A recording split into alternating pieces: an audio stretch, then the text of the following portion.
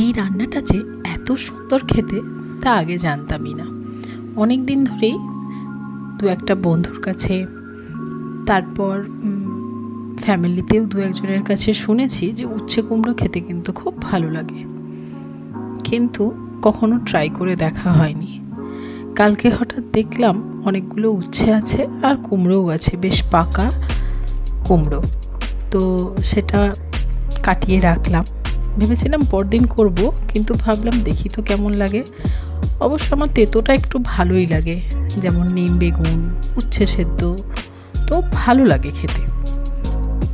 তারপর উচ্ছেটাকে বেশ লাল লাল করে ভালো করে ভেজে নিলাম নুন দিয়ে আর হলুদ দিয়ে।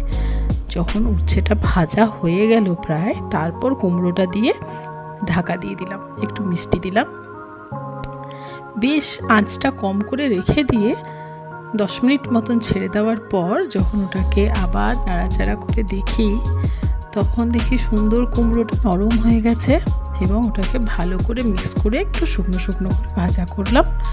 ভাজা করে তার মধ্যে একটু ঘি দিয়ে বন্ধ করে দিলাম। তখনও কিন্তু আমি জানি না টেস্টটা কেমন।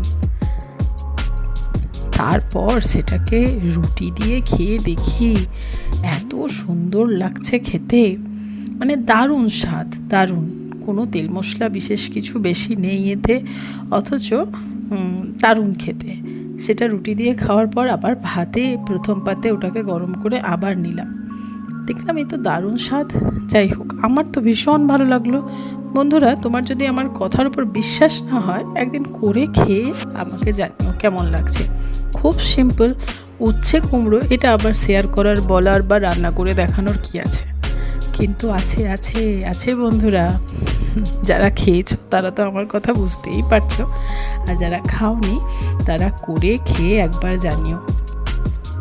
ভালো ভালো রান্না প্রচুর আছে, কিন্তু এই সিম্পল রান্নাটাও যে এত সুন্দর হতে পারে মানে ভাবতে পারবে না। রুটি দিয়ে খাও, গরম ভাতে খাও, দারুণ লাগবে বন্ধুরা। যদি তোমার এই রেসিপিটা ভালো লেগে থাকে তাহলে ট্রাই করবে, আর আমার চ্যানেলটা সাবস্ক্রাইব করবে, শেয়ার করবে। Thank you so much for watching. By.